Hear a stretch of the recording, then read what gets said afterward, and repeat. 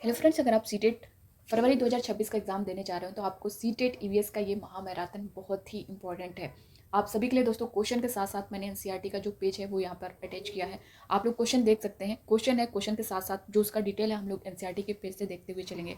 और सबसे पहली चीज़ मैं आपको ये बता दूँ कि अगर आप अब तक जो है सीटेट में ईवीएस का कुछ भी नहीं पढ़े होंगे तो आप बस इस वीडियो को देख लीजिएगा। आप यकीन मानिए 30 में 30 करके आएंगे, एक अच्छा स्कोर करके आएंगे। और आपको पूरा क्लास देखने के बाद खुद ही अंदाज़ा हो जाएगा।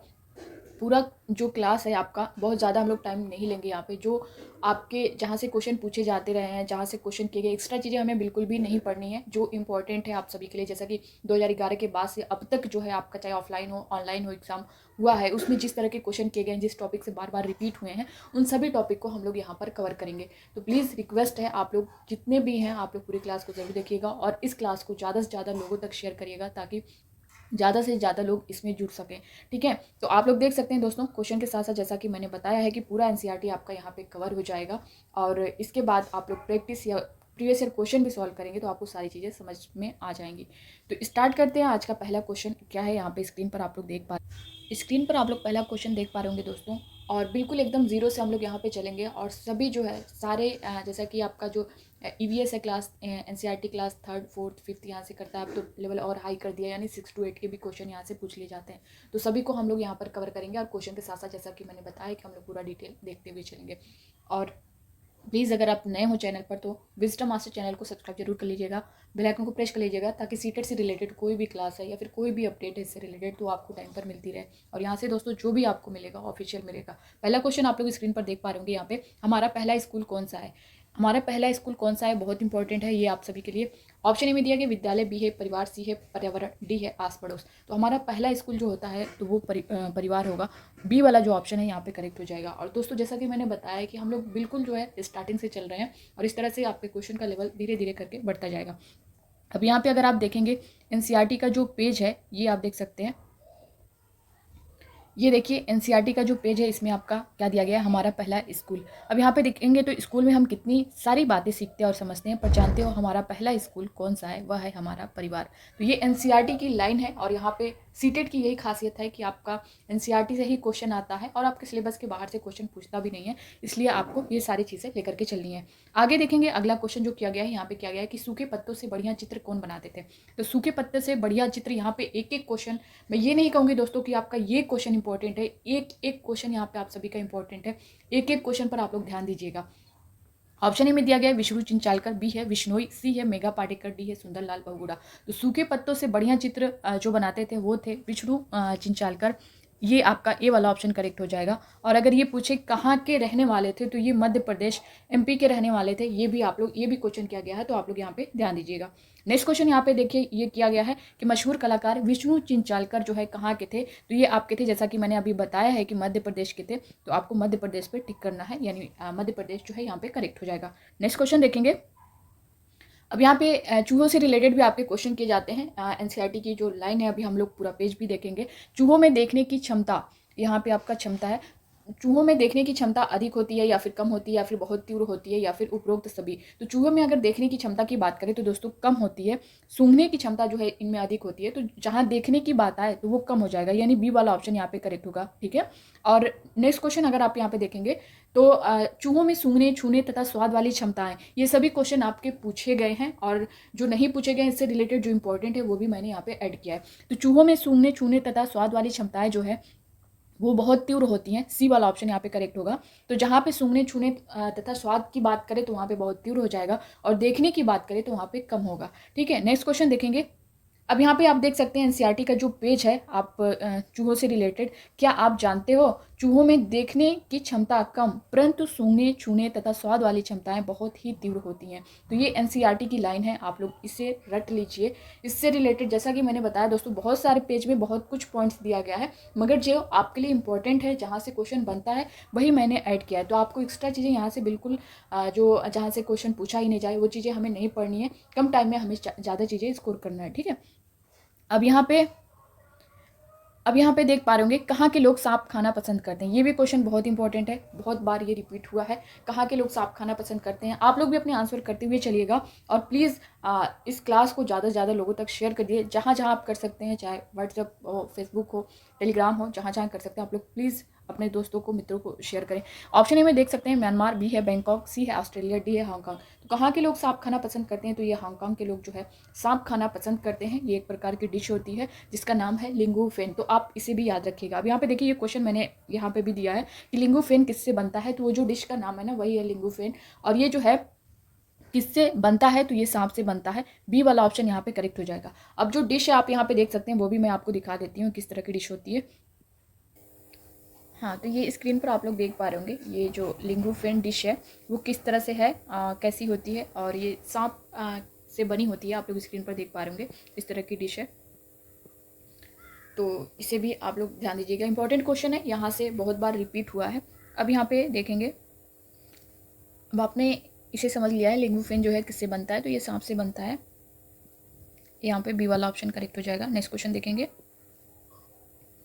अगला क्वेश्चन देखिए यहाँ पे जो उसका डिटेल अब यहाँ पे देख सकते हैं एनसीईआरटी में क्या दिया गया है कि मैं हांगकांग में रहती हूँ, मुझे और मेरी माँ को सांप खाना बहुत पसंद है। जब भी हमारी सांप खाने की इच्छा होती है तब हम पास के एक होटल में जाकर लिंगू फेन खाते हैं। तो ये एक प्रकार की जो है डिश है और ये सांप से बनी होती है। नेक्स्ट क्वेश्चन देखेंगे। अगला क्वेश्चन यहाँ पे किया गया है कि नारियल के तेल में बनी समुद्र की मछली कहाँ के लोग खाते हैं। तो नारियल के तेल में समुद्र की बनी मछली की अगर बात करें तो ऑप्शन ए में दिया गया गोवा, बी है केरल, सी है महाराष्ट्र, डी है उड़ीसा। तो अगर नारियल के तेल में बनी मछली की बात करें तो ये आपका गोवा हो जाएगा। ए वाला ऑप्शन जो है यहाँ पे करेक्ट हो जाएगा। नेक्स्ट क्वेश्चन देखेंगे। अभी एनसीईआरटी का पेज आप लोग स्क्रीन पर देख पा रहे होंगे कि मैं कश्मीर में रहती हूँ, सरसों के तेल में बनी मछली मुझे बहुत पसंद है। एक बार हम गोवा गए थे, वहाँ हमने मछली खाई पर स्वाद बहुत ही अलग था। माँ ने कहा अरे ये तो नारियल के तेल में बनी समुद्र की मछली है, स्वाद तो अलग होगा।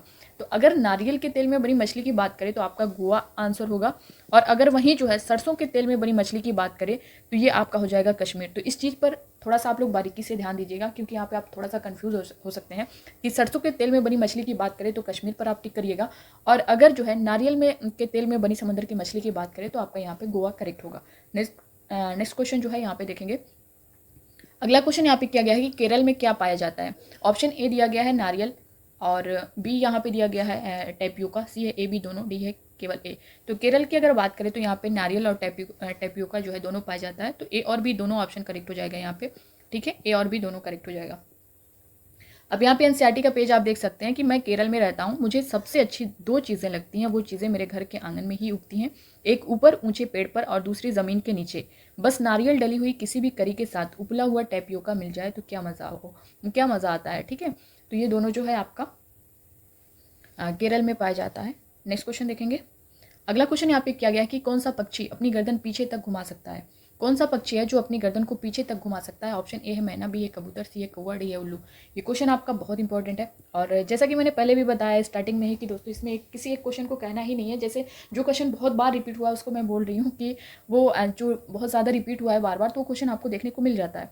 तो यहाँ पे अगर जैसा कि पूछा है कि अपनी गर्दन पीछे तक घुमा सकता है तो वो उल्लू हो जाएगा, ठीक है। ये जो है अपनी गर्दन को 360 डिग्री तक घुमा लेता है, तो यहाँ पे उल्लू करेक्ट होगा। और अगर झटके की बात करें कि कौन सा ऐसा पक्षी है जो अपनी गर्दन को झटके से घुमाता है, तो वहाँ पे मैना करेक्ट होगा। यानी झटके की अगर बात करें तो मैना होगा, और पूरा जो है अपनी गर्दन को पीछे तक घुमा लेता है या फिर 360 डिग्री तक घुमा लेता है तो वहाँ पे उल्लू होगा, ठीक है। तो फिलहाल यहाँ पे आपका करेक्ट आंसर डी होगा।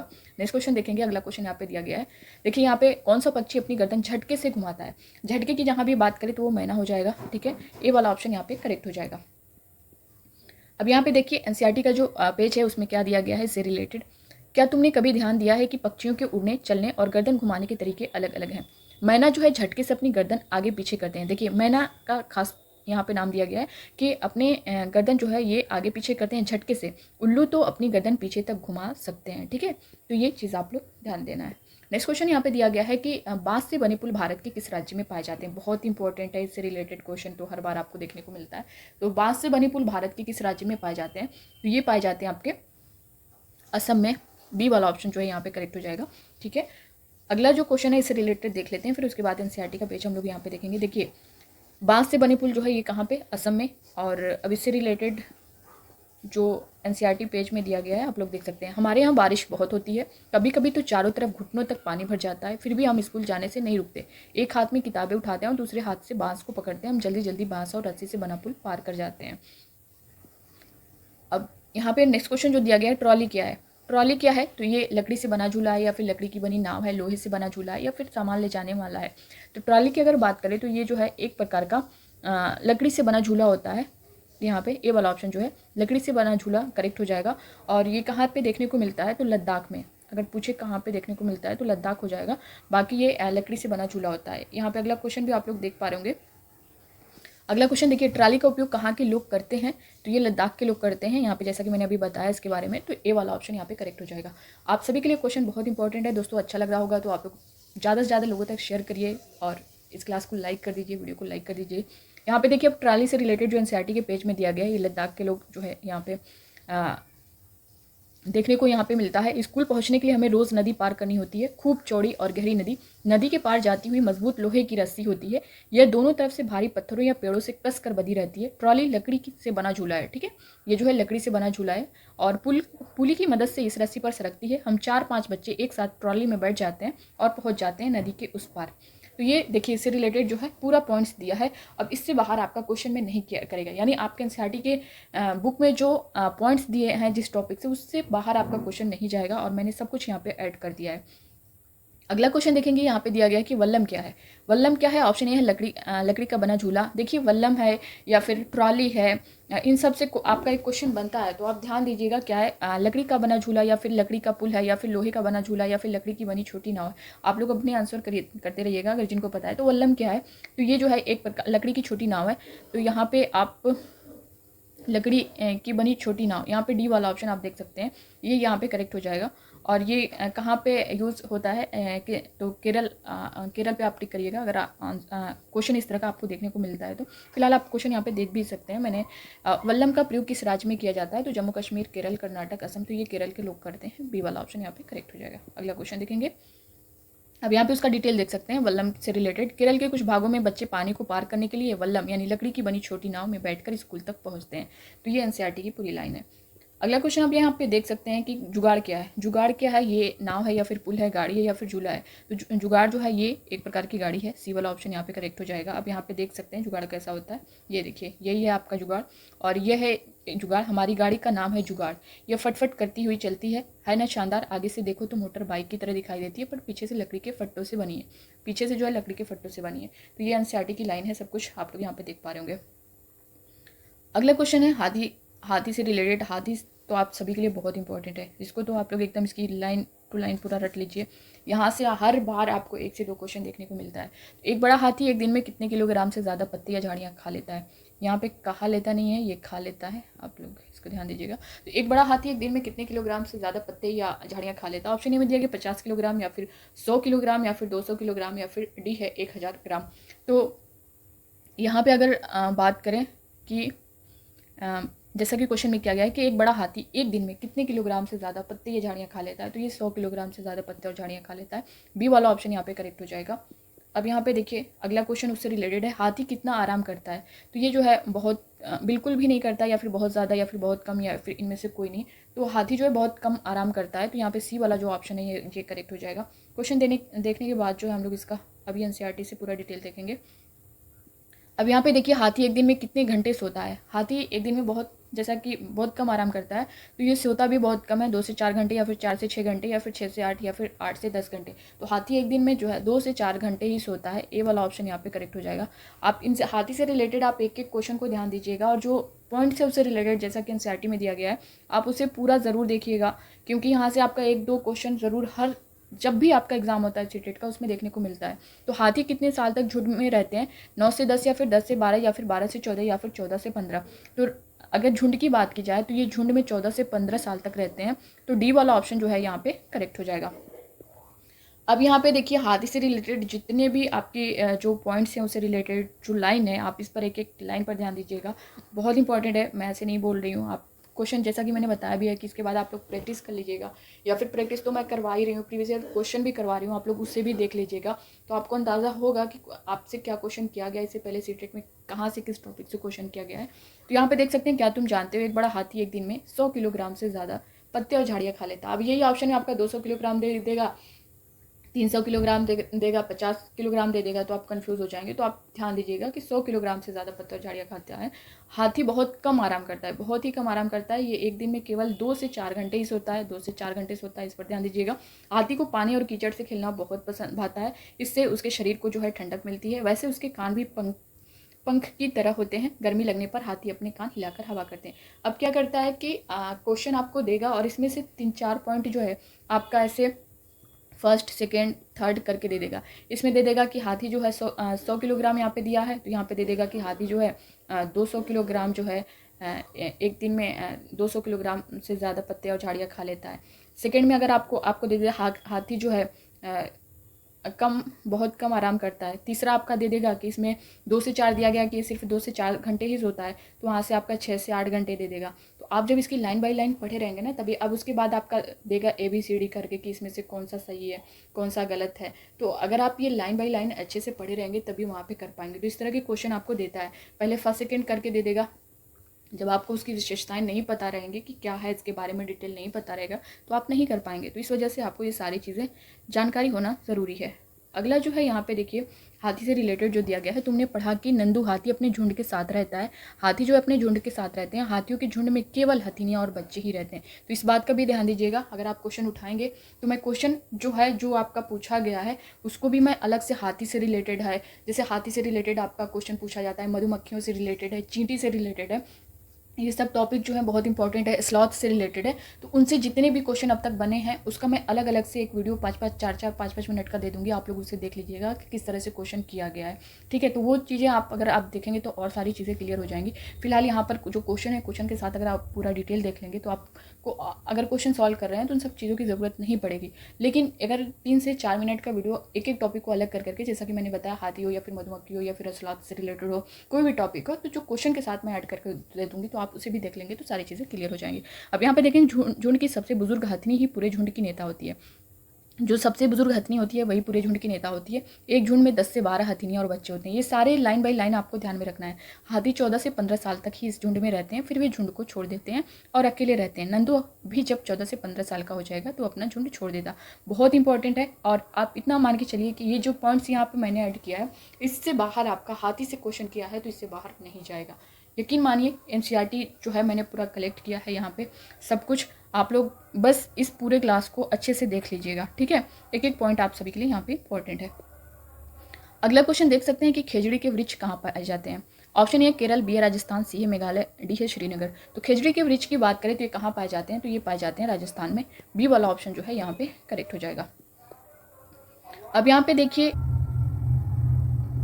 अब यहाँ पे खेजड़ी के वृक्ष से रिलेटेड जो डिटेल दिया गया NCERT में देख पा रहे होंगे। खेजड़ी ये पेड़ रेगिस्तानी इलाके में खूब पाया जाता है। इसे ज़्यादा पानी की ज़रूरत नहीं होती। इस पेड़ की छाल दवा के काम आती है। इससे भी रिलेटेड सभी जो है पॉइंट्स पर ध्यान दीजिएगा। और इसकी लकड़ी को कीड़ा भी नहीं लगता है। इस पेड़ की फलियों की सब्जी भी बनाई जाती है। इसकी पत्तियाँ वहाँ पर रहने वाले जानवर खाते हैं और इसकी छाया में तुम जैसे बहुत से बच्चे खेलते भी हैं। तो ये सारे पॉइंट्स याद रखिएगा, क्योंकि क्वेश्चन इस तरह से कर देगा कि खेजड़ी से इसमें से कौन सी खेजड़ी की विशेषताएं हैं, खेजड़ी वृक्ष की विशेषताएं हैं। तो फर्स्ट सेकेंड थर्ड में करके ऐसे दे देगा। फिर उसके बाद आपका ABCD करके ऑप्शन देगा। तो आप जब इसकी विशेषताएं आपको पता रहेंगी तभी आप करेक्ट और इनकरेक्ट यहाँ पे कर पाएंगे। तो ये सारे पॉइंट्स आपको ध्यान देना है, ठीक है। नेक्स्ट क्वेश्चन देखते हैं यहाँ पे। अगला क्वेश्चन देखिए, दिया गया है कि RT अधिनियम कब पारित किया गया था। ऑप्शन ए 2000 या फिर 2005 में या फिर 2007 में या फिर 2009 में। तो RT अधिनियम की अगर बात करें तो ये 2009 में जो है पारित किया गया है। डी वाला ऑप्शन यहाँ पे करेक्ट हो जाएगा। अगला क्वेश्चन दिया गया है, देखिए यहाँ पे अब NCERT के पेज आप जो है देख सकते हैं। क्या है RT अधिनियम 2009? ये जो है 6 से 14 साल के सभी बच्चों को मुफ्त एवं अनिवार्य शिक्षा का अधिकार देता है। तो आप ये याद रखिएगा, ठीक है। और दोस्तों प्लीज़ आप लोग जो है इस वीडियो को ज़्यादा से ज़्यादा लोगों तक शेयर करें, और अच्छा लग रहा होगा। आई होप कि मैंने यहाँ पे पूरी कोशिश की है आप सभी को अच्छे से अच्छा कंटेंट देने की, ठीक है। तो आप लोग अपना फीडबैक ज़रूर दीजिएगा, और जितने भी आप लोग देख रहे हैं चैनल को सब्सक्राइब जरूर कर लीजिएगा और लाइक कर दीजिएगा, ठीक है। तो अगला क्वेश्चन आप लोग देख पा रहे होंगे कि मधुमक्खी पालने का सबसे अच्छा समय कौन सा है। मधुमक्खी पालने का जो सबसे अच्छा समय है वो कौन सा होता है? ऑप्शन ए में दिया गया अक्टूबर से दिसंबर, या फिर अक्टूबर से नवंबर, सी है दिसंबर से जनवरी, डी है जनवरी से मार्च। बहुत इंपॉर्टेंट क्वेश्चन है आपका ये। तो मधुमक्खी पालने का सबसे अच्छा समय अगर देखा जाए तो वो अक्टूबर से दिसंबर होता है। ए वाला ऑप्शन यहाँ पे करेक्ट हो जाएगा। ठीक है, नेक्स्ट क्वेश्चन जो है मधुमक्खी से रिलेटेड भी आपका एक क्वेश्चन कर ही लिया जाता है। अब यहाँ पे देखेंगे इससे रिलेटेड जो है मैं आपको यहाँ पे मधुमक्खी से रिलेटेड कुछ पॉइंट्स जो बता रही हूँ आप लोग नोट कर लीजिएगा। यहाँ पे देखिए हर छत्ते में जो है एक रानी मक्खी होती है जो अंडे देती है। छत्ते में कुछ जो है नर मक्खी भी होती हैं। छत्ते में बहुत सारी काम करने वाली मक्खियाँ भी होती हैं। ये दिन भर जो है काम करती हैं। शहद के लिए फूलों का रस ढूंढती हैं। जब किसी मक्खी को रस मिल जाता है तो वो एक तरह का जो है नाच करती है। उससे दूसरी मक्खियों को पता चल जाता है कि रस कहाँ है। वे रस से शहद बनाती हैं। छत्ता बनाने का काम भी इन्हीं का होता है और बच्चों को पालना भी ये ना हो तो ना तो छत्ता बने और ना ही शहद इकट्ठा हो। शहद के बिना छत्ते की सारी मधुमक्खियाँ भूखी ही रह जाती हैं। नर मक्खी छत्ते के लिए कुछ खास काम नहीं करती हैं। ठीक है, तो आप ये सारे पॉइंट्स इनसे रिलेटेड जो है वो भी याद रखिएगा। अब यहाँ पे देख सकते हैं अक्टूबर से दिसंबर, देखिए अक्टूबर से दिसंबर तक का समय जो है मधुमक्खियों के अंडे देने का होता है। तो ये एनसीईआरटी की लाइन है पूरी। अब यहाँ पे अगला जो क्वेश्चन है यहाँ पे देख पा रहे होंगे, शहद के लिए फूलों का रस ढूंढती हैं नर मधुमक्खी या फिर मादा मधुमक्खी या फिर काम करने वाली मधुमक्खियाँ या फिर इनमें से सभी। तो यहाँ पे अगर आप देखेंगे, अब यहाँ पे खेजड़ी के बारे में आप देख सकते हैं जो एनसीईआरटी में डिटेल दिया गया है इससे रिलेटेड। खेजड़ी ये पेड़ रेगिस्तानी इलाके में खूब पाया जाता है। इससे ज़्यादा पानी की ज़रूरत नहीं होती। इस पेड़ की छाल दवा के काम आती है और इसकी लकड़ी को कीड़ा भी नहीं लगता। इस पेड़ की फलियों की सब्जी भी बनाई जाती है। इसकी पत्तियाँ वहाँ पर रहने वाले जानवर खाते हैं और इसकी छाया में तुम जैसे बहुत से बच्चे खेलते भी हैं। तो अब यहाँ से आपके क्वेश्चन जो करेगा वो करेगा कि खेजड़ी इसमें से कौन सी खेजड़ी की विशेषताएं नहीं है। तो अगर आप ये इसका लाइन बाय लाइन अगर आप पढ़े रहेंगे जाने रहेंगे तो आप इसे कर ले जाएंगे। फर्स्ट करके, सेकंड करके, थर्ड करके इस तरह से दे देगा और ये जो इसकी विशेषताएं हैं वो देगा और यहाँ पे आपका ABCD फिर ऑप्शन दे देगा। तो आप इसे अच्छे से पढ़े रहेंगे तो आसानी से कर लेंगे। ठीक है, तो इंपॉर्टेंट है आप सभी के लिए सारे क्वेश्चन। अब यहाँ पे देखिए अगला क्वेश्चन दिया गया है कि RT अधिनियम कब पारित किया गया था। RT अधिनियम की अगर बात करें तो ये जो है ऑप्शन ए में दिया गया है 2000 या फिर 2005 में या फिर 2007 में या फिर 2009 में। तो RT अधिनियम कब पारित किया गया था, तो ये 2009 में पारित किया गया था। यहाँ पे डी वाला ऑप्शन जो है करेक्ट हो जाएगा। डी वाला जो है यहाँ पे करेक्ट हो जाएगा। नेक्स्ट क्वेश्चन देखेंगे। अगला क्वेश्चन यहाँ पे देखिए एनसीईआरटी का जो पेज दिया गया है उसे देख सकते हैं। क्या है RT अधिनियम 2009? यह जो है 6 से 14 साल के सभी बच्चों को मुफ्त एवं अनिवार्य शिक्षा का अधिकार देता है। ठीक है, तो ये आपका इससे रिलेटेड याद रखिएगा। नेक्स्ट क्वेश्चन जो दिया गया है वो दिया गया है मधुमक्खी पालने का सबसे अच्छा समय कौन सा होता है। तो मधुमक्खी पालने का जो सबसे अच्छा समय होता है वो अक्टूबर से दिसंबर या फिर अक्टूबर से नवंबर या फिर दिसंबर से जनवरी या फिर जनवरी से मार्च। बहुत इंपॉर्टेंट क्वेश्चन है ये आपका। तो मधुमक्खी पालने की अगर बात करें तो जो इसका सबसे अच्छा समय होता है वो अक्टूबर से दिसंबर होता है। ए वाला ऑप्शन यहाँ पे करेक्ट हो जाएगा। मधुमक्खी से रिलेटेड कुछ पॉइंट्स है जो आप लोग ध्यान दीजिएगा। इसमें जो है हर छत्ते में एक रानी मक्खी होती है जो अंडे देती है। छत्ते में कुछ नर मक्खी भी होते हैं। छत्ते से बहुत सारी काम करने वाली मक्खियाँ भी होती हैं। ये दिन भर जो है काम करती हैं। शहद के लिए फूलों का रस ढूंढती हैं। जब किसी मक्खी को रस मिल जाता है तो वह एक तरह का नाच करती है। उससे पूरी मक्खियों को पता चल जाता है कि रस कहाँ है। वे रस से शहद बनाती हैं। छत्ता बनाने का काम भी इन्हीं का होता है और बच्चों को पालना भी। ये ना हो तो ना छत्ता बने और ना ही शहद इकट्ठा हो। तो जो मेन काम होता है सभी कुछ तो वो कौन करती हैं, काम करने वाली मक्खियाँ करती हैं। तो आप ये सारे पॉइंट्स जो है इससे रिलेटेड याद रखिएगा। फिलहाल क्वेश्चन देखिए, अगला जो क्वेश्चन दिया गया है इससे रिलेटेड, ये एनसीईआरटी का पेज आप लोग देख सकते हैं। यहाँ पे दिया गया है कि मधुमक्खी पालन का जो सबसे अच्छा समय होता है वो अक्टूबर से दिसंबर तक का समय मधुमक्खियों के अंडे देने का होता है। तो आप ये एनसीईआरटी का पेज जो है आप लोग देख पा रहे होंगे। अब यहाँ पे शहद के लिए फूलों का रस ढूंढती हैं, जैसा कि मैंने अभी पूरा डिटेल बताया मधुमक्खी से रिलेटेड। तो शहद के लिए फूलों का रस कौन ढूंढता है, तो ये काम करने वाली मधुमक्खियाँ ढूंढती हैं। तो यहाँ पे सी वाला ऑप्शन करेक्ट हो जाएगा। ठीक है, बाकी जो है अंडे देने का काम जो है जो रानी मक्खी होती है वो करती है। छत्ते में कुछ नर मक्खी भी होती हैं। छत्ते में बहुत सारी जो काम करने वाली मक्खियाँ हैं उनका रोल ज़्यादा होता है, जैसा कि मैंने पूरा डिटेल बताया है। अब यहाँ पे आप देखेंगे अगला क्वेश्चन जो दिया गया है कि कौन सी चींटी बिल का ध्यान रखती है। कौन सी चींटी जो है बिल का ध्यान रखती है, जैसा कि मधुमक्खी से रिलेटेड मैंने बताया है उसी तरह आपका चींटियों से रिलेटेड भी क्वेश्चन आता है और आप सभी के लिए इंपॉर्टेंट है ये। तो इसके बारे में भी मैं पूरा डिटेल यहाँ पे बता रही हूँ, इसका भी ध्यान दीजिएगा। ऑप्शन ए में देखिए रानी चींटियाँ, बी है सिपाही चींटियाँ, सी है काम करने वाली चींटियाँ, डी है उपरोक्त सभी। तो चींटियों के बारे में आप जो पॉइंट्स है यहाँ पे ध्यान दीजिएगा कि अगर मधुमक्खियों की तरह जो है चींटियाँ भी जो है मिलजुल कर रहती हैं। सभी चींटियों का काम बटा होता है। रानी चींटी की अगर बात करें तो रानी चींटी जो है अंडे देती है, सिपाही चींटी बिल का ध्यान रखती है और काम करने वाली चींटियाँ भोजन जो है इकट्ठा करके बिल तक लाती हैं। दीमक और ततैये भी जो है इसी तरह समूह में रहते हैं। तो कौन सी चींटी बिल का ध्यान रखती है? बिल के ध्यान की बात करें तो सिपाही चींटी जो है बिल का ध्यान रखती है। यहाँ पे बी वाला ऑप्शन आपका करेक्ट हो जाएगा। अगला क्वेश्चन क्या दिया गया है? अगला क्वेश्चन है कि इनमें से कौन सा समूह में नहीं रहते हैं? इनमें से जो है कौन समूह में नहीं रहते हैं? मधुमक्खी, दीमक, ततैया। मधुमक्खी भी आपके समूह में रहती है, दीमक भी, ततैया भी। तो मकड़ी नहीं रहती है। यहाँ पे डी वाला ऑप्शन जो है करेक्ट हो जाएगा। नेक्स्ट क्वेश्चन देखेंगे। एनसीईआरटी का पेज आप देख सकते हैं, यहाँ पे दिया गया है कि मधुमक्खियों की तरह चींटियां भी मिलजुल कर रहती हैं। सभी चींटियों का काम बटा होता है। रानी चींटियां अंडे देती हैं, सिपाही चींटी जो है बिल का ध्यान रखती है और काम करने वाली चींटियां भोजन ढूंढकर बिल तक लाती हैं। दीमक और ततैये भी इसी तरह समूह में रहते हैं। तो ये एनसीईआरटी का पेज है और एनसीईआरटी की पूरी लाइन है। आप यहाँ पे पूरा डिटेल देख पा रहे होंगे। नेक्स्ट क्वेश्चन देखेंगे। अगला क्वेश्चन आप लोग स्क्रीन पर देख पा रहे होंगे। यहाँ पे दिया गया है कि ढोकला, चटनी, नींबू वाले चावल कहाँ के लोग खाते हैं? ऑप्शन ए में दिया गया है गुजरात, बी है केरल, सी है गोवा, डी है राजस्थान। तो ढोकला, चटनी और नींबू वाले चावल की अगर बात किया जाए तो यहाँ पे कहाँ के लोग खाते हैं? ये गुजरात के लोग खाते हैं। ये वाला ऑप्शन यहाँ पे करेक्ट हो जाएगा। अगला क्वेश्चन देखते हैं। यहाँ पे मलयालम में वलियम्मा किसे कहते हैं? मलयालम में जो है वलियम्मा किसको कहते हैं? माँ की माँ को, या फिर माँ की बड़ी बहन को, या फिर पिता की बड़ी बहन को, या फिर पिता की माँ को। तो मलयालम में वलियम्मा की बात करें तो ये माँ की बड़ी बहन को जो है वलियम्मा कहते हैं। माँ की बड़ी बहन, बी वाला ऑप्शन यहाँ पे करेक्ट हो जाएगा। अगला क्वेश्चन है, मलयालम में अम्मू माँ किसे कहते हैं? मलयालम में जो है अम्मू माँ किसको कहते हैं? ऑप्शन ए में दिया गया माँ की माँ को, या फिर माँ की बड़ी बहन को, या फिर पिता की बड़ी बहन को, या फिर पिता की माँ को। तो अम्मू माँ की बात करें तो मलयालम में अम्मू माँ जो है माँ की माँ को कहते हैं। यहाँ पे ए वाला ऑप्शन जो है करेक्ट हो जाएगा। अब यहाँ पे एनसीईआरटी का जो पेज है आप लोग देख पा रहे होंगे। यहाँ पे दिया गया है कि विभिन्न राज्यों की भाषा, पहनावे, भोजन और भूभागों के बारे में जानकारी इकट्ठा करने में बच्चों की मदद की जा सकती है। मलयालम में वलियम्मा जो है माँ की बड़ी बहन को कहते हैं और अम्मू माँ जो है अपनी माँ की माँ को कहते हैं। अगला क्वेश्चन यहाँ पे देख पा रहे होंगे कि केरल में उपयोग की जाने वाली फेरी क्या है?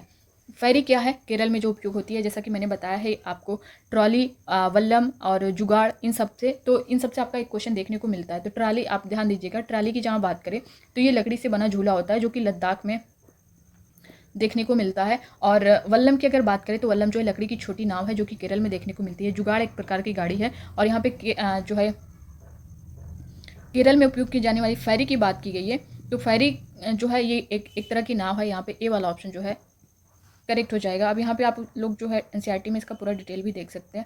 ये देखिए, इस तरह की नाव होती है, इसे ही फेरी बोलते हैं। अभी मैं ये सोच ही रही थी कि पानी के पार कैसे जाएंगे कि तभी एक बड़ी सी नाव किनारे पर रुकी। अम्मा बोली लो फेरी आ गई। फेरी में से बहुत सारे लोग उतरे, स्कूल के बच्चे, औरतें, आदमी, सभी अपना अपना सामान लिए थे। अम्मा ने बताया कि वहाँ पर पानी के दूसरी तरफ जाने के लिए केवल फेरी का ही इस्तेमाल होता है। तो ये है फेरी, एक तरह की नाव है जिसको बोलते हैं। ठीक है, अगला क्वेश्चन देखते हैं। अगला क्वेश्चन आप लोग स्क्रीन पर देख पा रहे होंगे। यहाँ पे दिया गया है कि लुई ब्रेल कहाँ के रहने वाले थे? ऑप्शन ए में दिया गया अमेरिका, बी है स्विट्जरलैंड, सी है फ्रांस, डी है इंग्लैंड। तो लुई ब्रेल की बात करें तो ये जो है फ्रांस के रहने वाले थे। सी वाला ऑप्शन यहाँ पे करेक्ट हो जाएगा।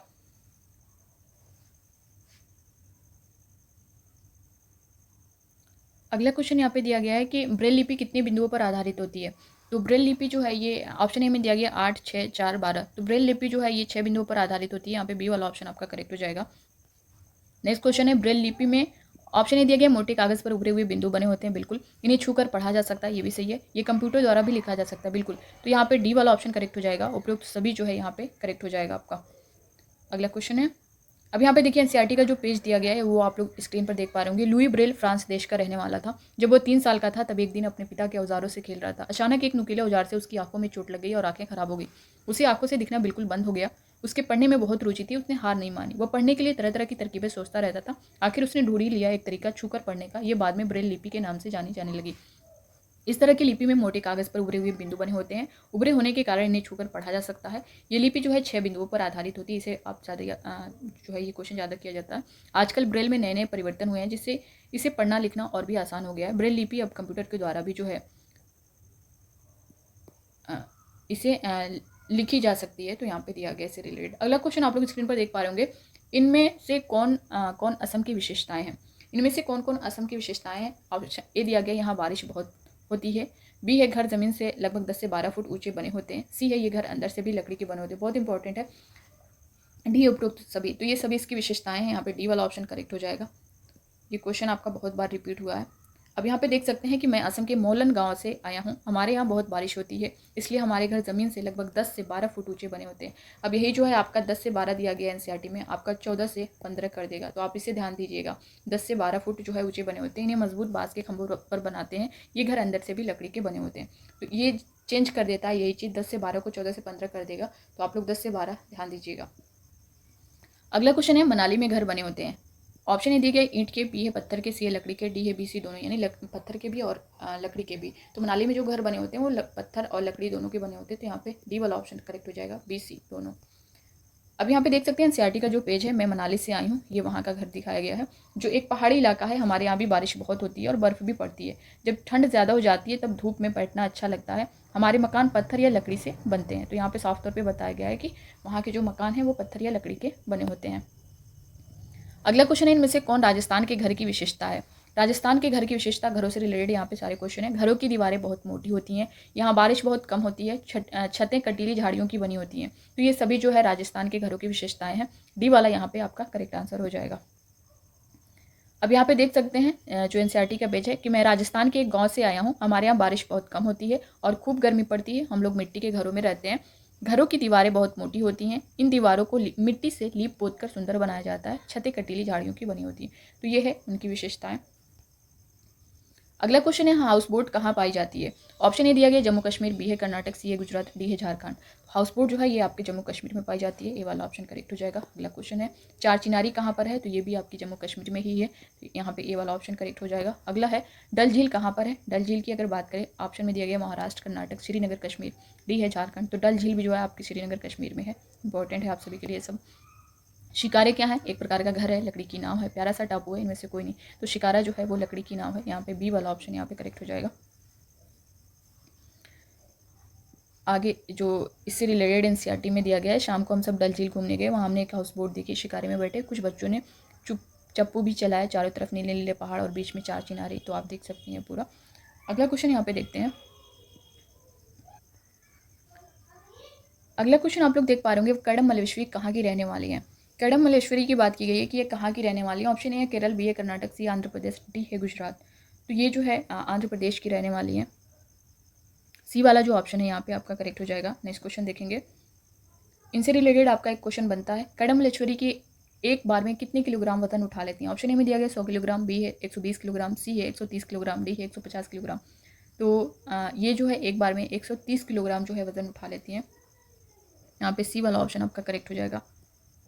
अगला क्वेश्चन यहाँ पे उनसे रिलेटेड दिया गया है कि कडम मल्लेश्वरी ने भारत के बाहर कितने मेडल जीते हैं। ऑप्शन ए है 27, बी है 29, सी है 30, डी 39। आप लोग को पता होगा तो आप लोग भी अपने आंसर करते रहिएगा। कडम मल्लेश्वरी ने भारत के बाहर जो मेडल जीते हैं वो 29 मेडल जीते हैं, तो यहाँ पे बी वाला ऑप्शन आपका करेक्ट हो जाएगा। अब यहाँ पे एनसीईआरटी का पेज आप लोग देख सकते हैं, ये है कडम मल्लेश्वरी, इनसे रिलेटेड बहुत इंपॉर्टेंट है, यहाँ से क्वेश्चन आपको देखने को मिलता है। क्या तुमने अखबार में इनके बारे में पढ़ा है। कडम मल्लेश्वरी एक वेट लिफ्टर है, ये भी ध्यान दीजिएगा कि क्या है, ये एक वेट लिफ्टर है। ये आंध्र प्रदेश की रहने वाली है, इनके पापा पुलिस में हवलदार हैं। जब ये 12 साल की थी तभी से वजन उठाने का अभ्यास करने लगी थी। अब वे एक बार में 130 किलोग्राम तक वजन उठा लेती हैं। कडम ने भारत के बाहर 29 मेडल जीते, उनकी 4 बहनें भी रोज़ वजन उठाने का अभ्यास करती हैं। तो आपको ये सारे पॉइंट्स याद रखने हैं, क्योंकि जैसा कि मैंने बताया कि अब क्वेश्चन थोड़ा सा चेंज कर रहा है, तो आपको फर्स्ट सेकंड थर्ड बोलेगा कि इसमें से कौन सी कडम मल्लेश्वरी की विशेषताएं हैं या फिर नहीं है। तो आप अगर अच्छे से पढ़े रहेंगे सब कुछ तो आप लोग कर ले जाएंगे। ये 130 किलोग्राम की जगह 120 किलोग्राम भी दे सकता है, तो आपको याद रखना है कि कितना है। अगर आप उसमें थोड़ा सा चूके तो फिर आपका एक नंबर जा सकता है। तो सारे पॉइंट्स आपको याद रखने हैं। अगला क्वेश्चन देखें, फूलों की घाटी कहाँ स्थित है। फूलों की घाटी उत्तराखंड में स्थित है, ए वाला ही ऑप्शन यहाँ पे करेक्ट हो जाएगा आपका। नेक्स्ट क्वेश्चन देखेंगे, यहाँ पे पूछा गया है कि मधुबनी चित्रकारी कहाँ की जाती है, बहुत इंपॉर्टेंट है आपका ये। ऑप्शन ए उत्तराखंड, बी है झारखंड, सी है पश्चिम बंगाल, डी है बिहार। तो मधुबनी चित्रकारी की जहाँ बात आएगी आपको वहाँ पे बिहार को टिक करना है, बिहार करेक्ट आंसर होगा। अब यहाँ पे देख सकते हैं इस तरह की चित्रकारी की जाती है। यहाँ दिखाए गए डिज़ाइन को मधुबनी कहते हैं। ये चित्रकला बहुत पुरानी है, पता है इस चित्रकला का नाम जो है मधुबनी क्यों पड़ा।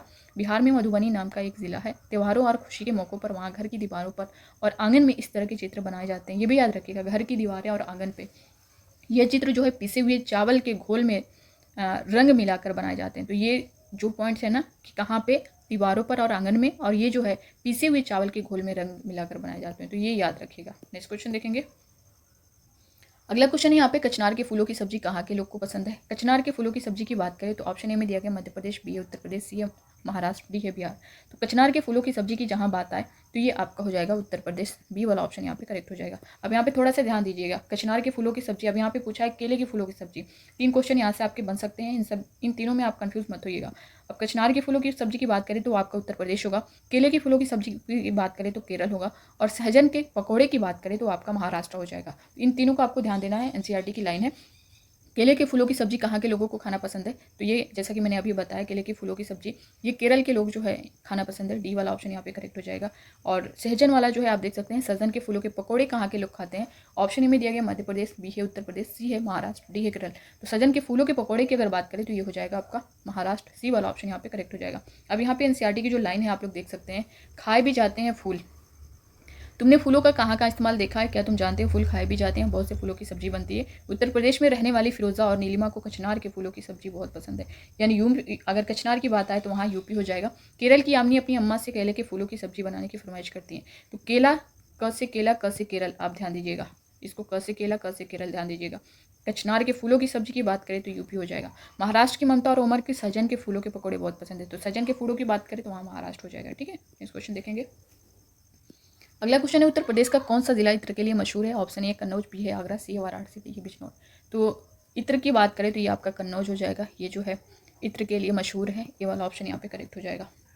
यहाँ पे देख सकते हैं जो एनसीईआरटी में दिया गया है, क्या तुमने कभी इत्र की शीशी खुलने पर उसकी खुशबू का मजा लिया है, क्या तुम जानते हो इत्र की एक छोटी सी शीशी बहुत सारे फूलों से बनती है। उत्तर प्रदेश का कन्नौज जिला जो है इत्र के लिए मशहूर है, यहाँ पर पास के इलाकों से ट्रकों में भर कर फूल लाए जाते हैं, फिर उनसे इत्र, गुलाब जल और केवड़ा तैयार किया जाता है। कन्नौज में इस काम में हज़ारों लोग लगते हैं, तो आप इससे रिलेटेड ये पॉइंट्स याद रखिएगा। अगला क्वेश्चन है, ग्रामीण क्षेत्रों में गाय के गोबर से झोपड़ी की दीवारें और फर्श को लिपा जाता है। बहुत इंपॉर्टेंट क्वेश्चन है और यहाँ पर आप बहुत सारी गलतियाँ कर जाते हैं। तो ग्रामीण क्षेत्रों में गाय के गोबर से झोपड़ी की दीवारें और फर्श को लिपा जाता है, ऑप्शन ए कीटों को दूर रखने के लिए।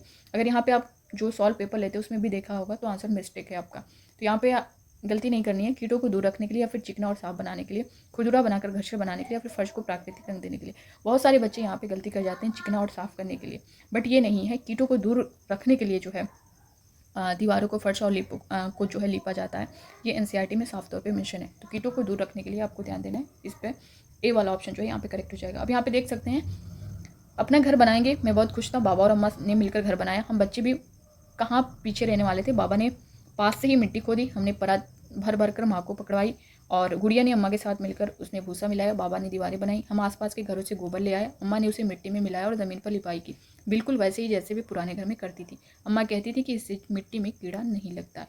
देखिए ये पूरा साफ तौर पे एनसीईआरटी में लिखा है कि इससे मिट्टी में कीड़ा नहीं लगता है। तो आप यहाँ पे गलती कर जाते हैं, बहुत सारे बच्चे जो चिकना और साफ बनाने के लिए ये टिक करके चले आते हैं, तो कीटों को दूर रखने के लिए यहाँ पे आपका करेक्ट आंसर होगा। अगला क्वेश्चन है, अब यहाँ पे हम पक्षियों से रिलेटेड जो आपके क्वेश्चन किए जाते हैं उसमें सब कुछ देखेंगे। किस वृक्ष के लकड़ियों में दीमक और कीड़े नहीं लगते हैं, कीकर, नीम, खिजड़ी, उपरोक्त सभी। किस वृक्ष के लकड़ियों में दीमक और कीड़े नहीं लगते हैं, कीकर की में भी नहीं लगते हैं, नीम में भी नहीं लगते हैं, खिजड़ी में भी नहीं लगते हैं। तो यहाँ पे उपरोक्त सभी आपका डी वाला ऑप्शन जो है करेक्ट हो जाएगा। एनसीईआरटी का जो पेज है आप लोग यहाँ पे देख सकते हैं। बस अब छत बनानी रहती है, बाबा ने लकड़ी के फट्टे जोड़ जोड़ कर एक फ्रेम बनाया और उसे चारों दीवारों पर टिका दिया। लकड़ी को दीमक न लग जाए इसके लिए नीम, कीकर और लकड़ियाँ इस फ्रेम पर बिछा दी। अम्मा ने पुरानी बोरियां पर इस पर बिछाकर मिट्टी से लेप कर दिया। तो इन पर जो है कीड़े नहीं लगते हैं, ये आपको ध्यान देना है। दीमक न लग जाए इसके लिए नीम और कीकर की लकड़ियाँ, ठीक है। तो ये आपका एनसीईआरटी में दिया गया है। अभी इससे पहले भी मैंने जो लाइन थी वो भी आप सभी के साथ शेयर किया था। यहाँ पे देख सकते हैं, निम्नलिखित में से कौन बच्चों के लिए मज़ेदार किस्से, कहानियाँ और पत्र लिखते हैं। ऑप्शन ए दिया गया विष्णु चिंचालकर, बी है गिजूभाई बदेका, सी है संगीता अरुणा, डी है इनमें से कोई नहीं।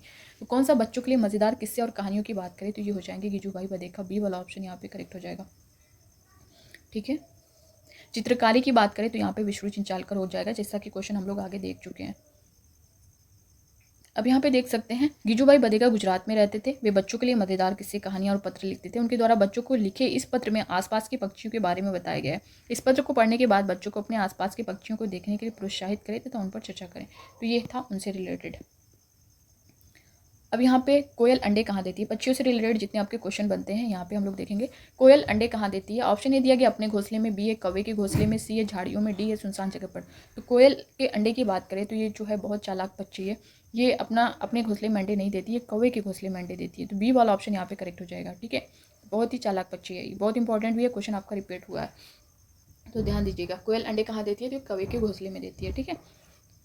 अगला क्वेश्चन यहाँ पे कौवा अपना घोंसला कहाँ बनाता है? सबसे ऊंचे पेड़ पर या फिर ऊंचे पेड़ की ऊंची डाल पर, पेड़ की ऊंची डाल पर या फिर सुनसान जगह पर? अब यहाँ पे दोस्तों जैसा कि क्वेश्चन किया गया है कि कौन अपना घोंसला कहाँ बनाता है, कौवा अपना घोंसला जो है कहाँ बनाता है, तो ये पेड़ की ऊंची डाल पर बनाता है। सी वाला ऑप्शन यहाँ पे करेक्ट हो जाएगा। अब यहाँ पे आपको ध्यान देना है कौवा, चील और गिद्ध में। कौवे की बात करें तो पेड़ की ऊंची डाल हो जाएगा, और अगर चील की बात करें तो ऊंचे पेड़ की ऊंची डाल पर जो है वो चील बनाती है, और सबसे सुनसान जगह पर ऊंचे पेड़ पर जो है गिद्ध बनाती है। तो इन तीनों में आपको कन्फ्यूज नहीं होना है, ठीक है। नेक्स्ट क्वेश्चन देखेंगे। अगला क्वेश्चन यहाँ पे देखिए किया गया है कि चील अपना घोंसला कहाँ बनाती है? सबसे ऊंचे पेड़ पर या फिर ऊंचे पेड़ की ऊंची डाल पर। सी है पेड़ की ऊंची डाल पर, सुनसान जगह के पेड़ों पर। तो सुनसान की अगर बात करें तो वहाँ गिद्ध हो जाएगा। चील की बात किया है तो यहाँ पे ऊंचे पेड़ की ऊंची डाल पर जो है बी वाला ऑप्शन यहाँ पे करेक्ट हो जाएगा। सारे क्वेश्चन आप सभी के लिए इंपॉर्टेंट है। प्लीज़ रिक्वेस्ट आप लोग चैनल को सब्सक्राइब कर लें जिन लोगों ने अभी तक नहीं किया है। इसी तरह मैं सभी सब्जेक्ट का चाहे जैसा कि ईवीएस का आज मैं दे रही हूँ, बाकी जो सीडीपी है आपका, हिंदी का है, मैथमेटिक्स का है, जितना भी है पेपर 2 में आपका जो है एसएसटी के हों या फिर साइंस के बच्चे हों, सभी का मैं अलग अलग मैराथन दे दूँगी। आप लोग उसे ज़रूर देखिएगा। बहुत ज़्यादा नहीं, 1 से 2 घंटे का आपका वीडियो रहेगा। आप उसे देखेंगे तो सारी चीज़ें आपकी क्लियर हो जाएंगी। अगर आपने अब तक बिल्कुल नहीं पढ़ा है, आप उन वीडियो को देख लेंगे तो आप एक अच्छा स्कोर करके आएंगे। यहाँ पे देखिए क्वेश्चन में गिद्ध की बात की गई है। गिद्ध अपना घोंसला कहाँ बनाता है? तो ये जो है जैसा कि मैंने बताया कि सुनसान जगह के ऊंचे पेड़ों पर जो है ये अपना घोंसला बनाता है। तो यहाँ पे डी वाला ऑप्शन यहाँ पे करेक्ट हो जाएगा। ऊंचे पेड़ की ऊंची डाल की बात करें तो चील होगा, और पेड़ की ऊंची डाल की बात करें तो वहाँ पे कौवा हो जाएगा।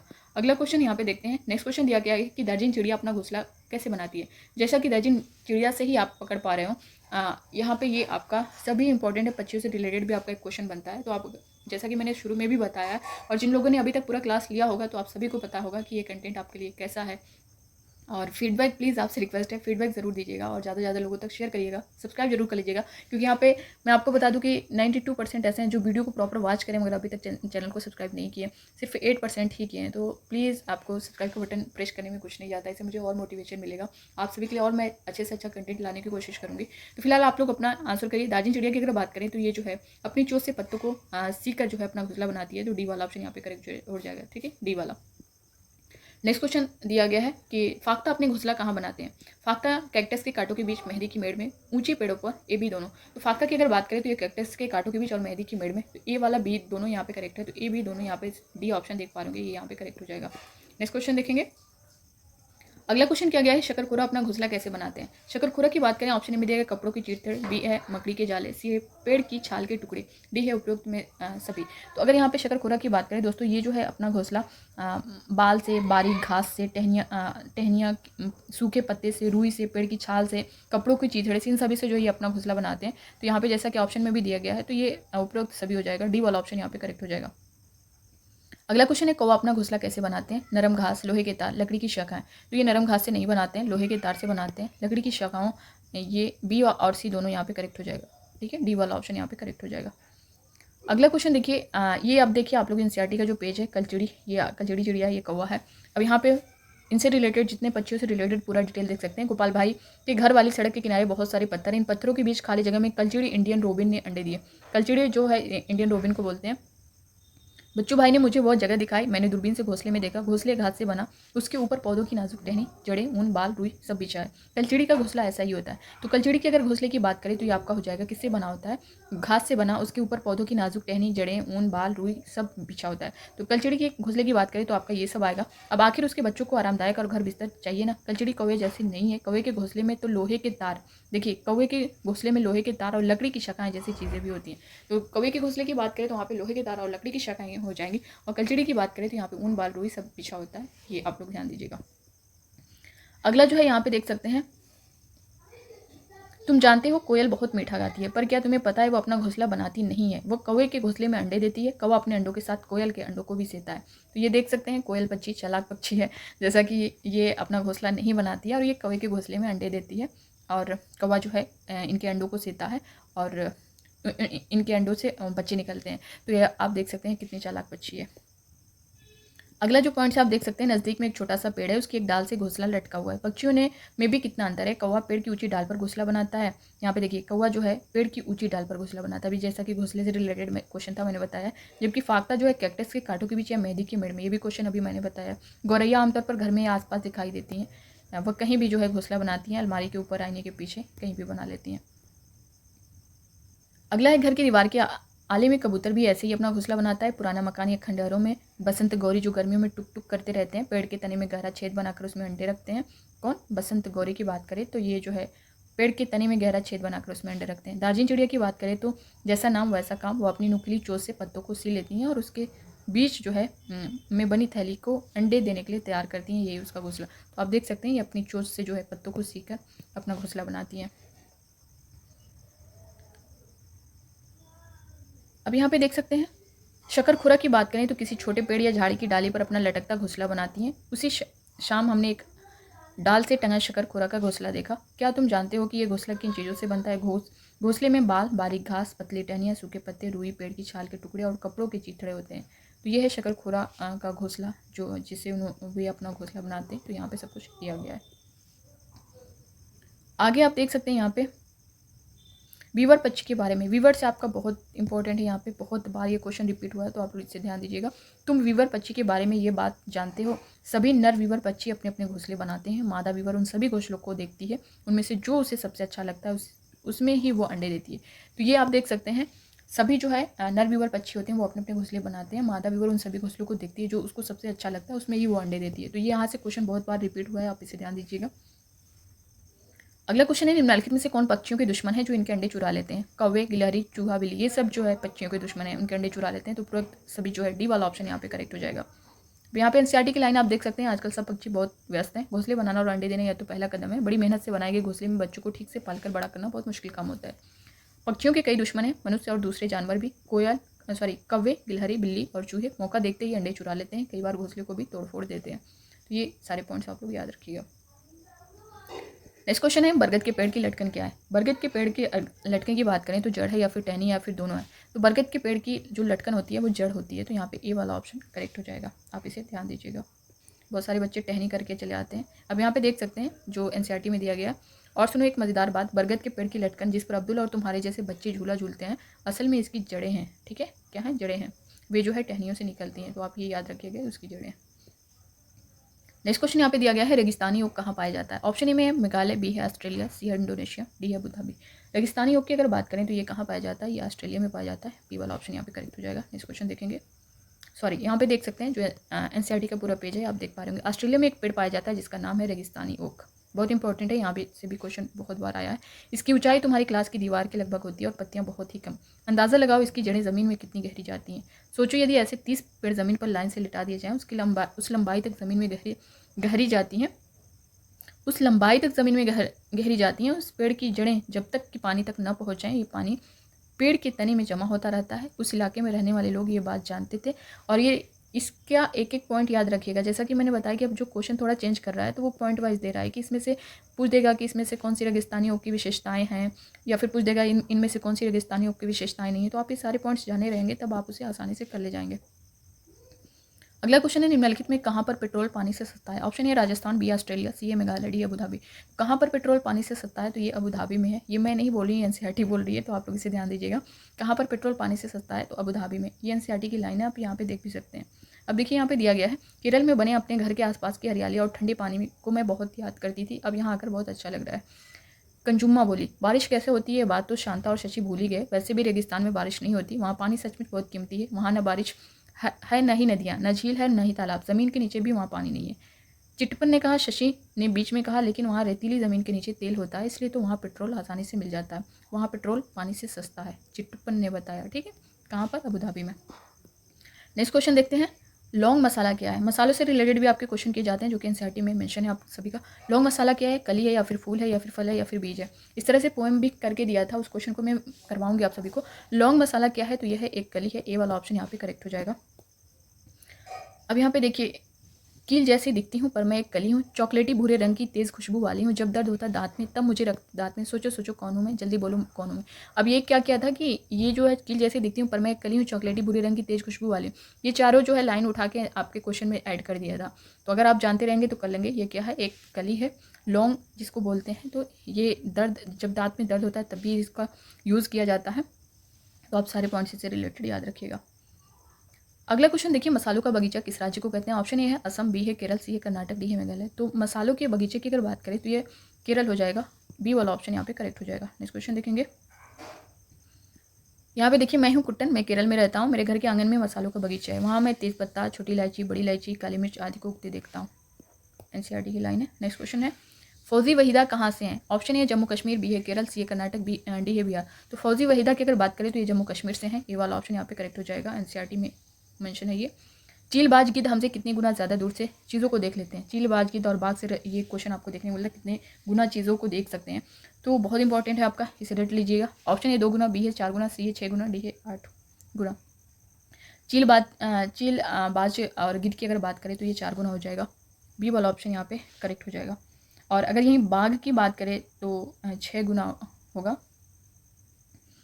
ये 4 गुना, वो 6 गुना। ठीक है, तो आप लोग इसे ध्यान दीजिएगा। अभी वो क्वेश्चन आगे मैंने ऐड किया है, आप उसे भी देख सकते हैं।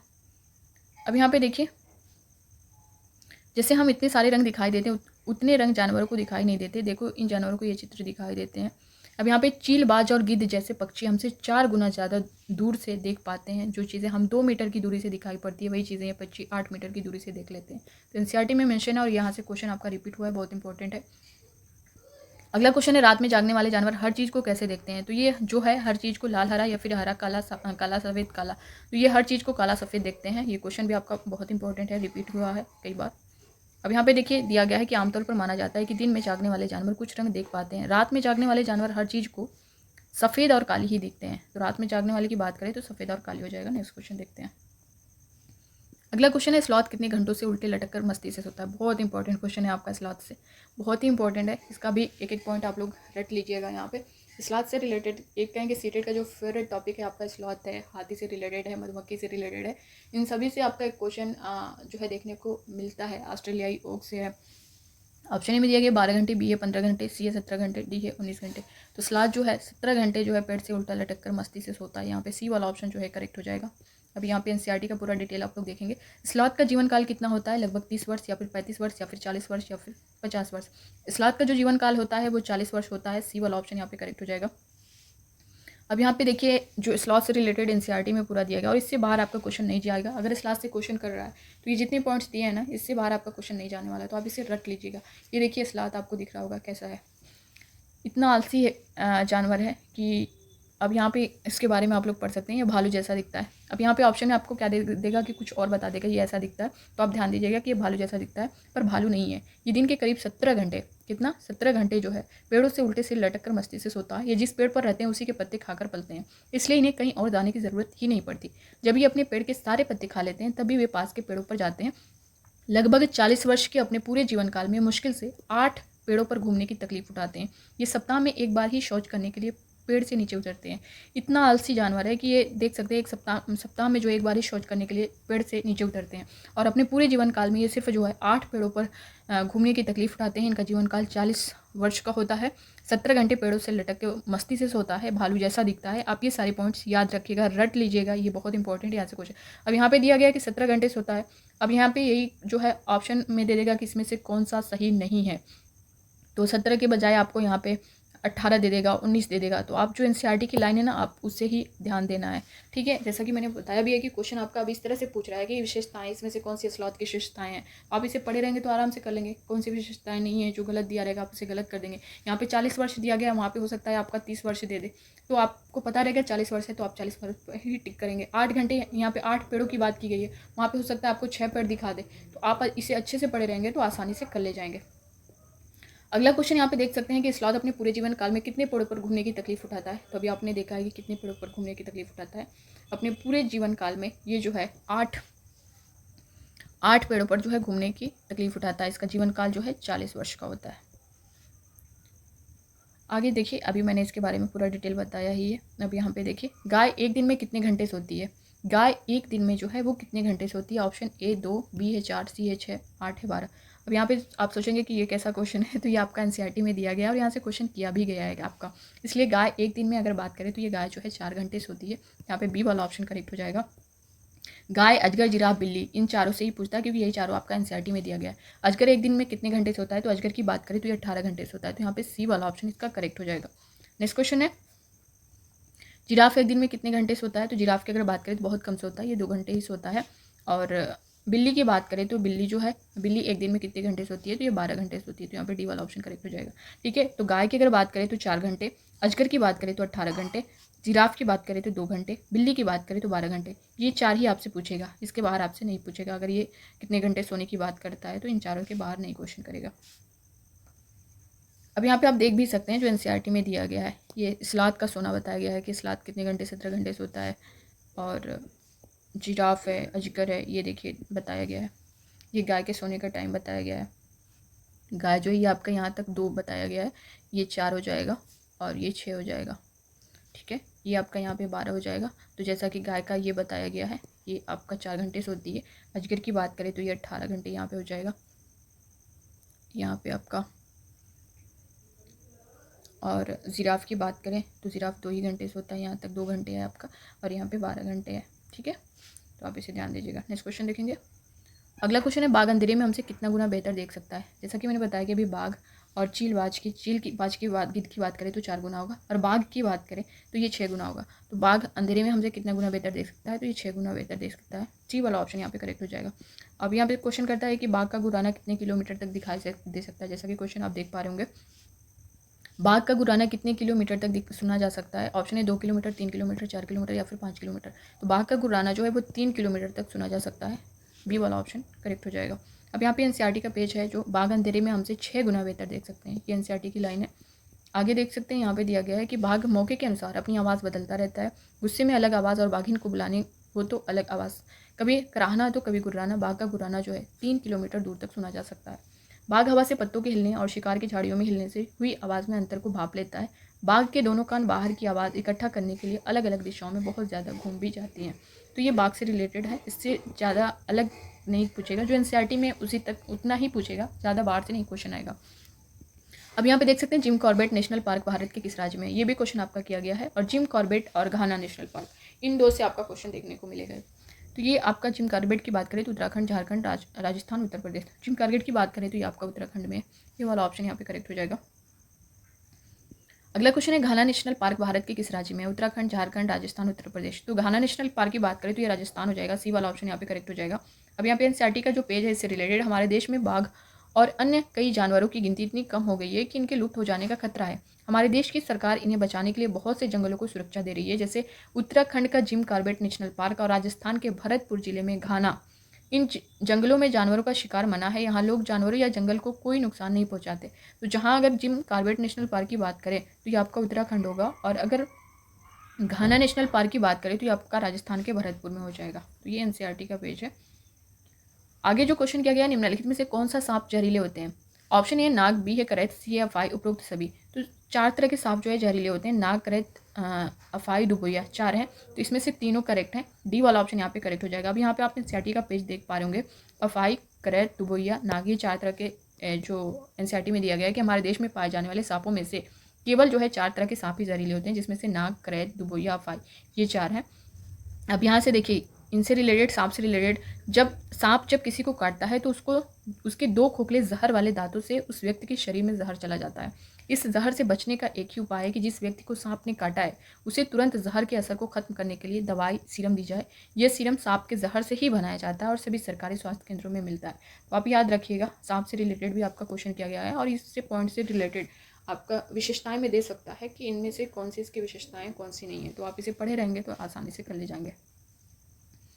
अगला क्वेश्चन है, निम्नलिखित में से निपेंथीज पौधा कहाँ पाया जाता है। निपेंथीज से भी आपके बहुत क्वेश्चन किए गए हैं। ऑप्शन है ऑस्ट्रेलिया, बी इंडोनेशिया, सी भारत के मेघालय, डी उपरोक्त सभी।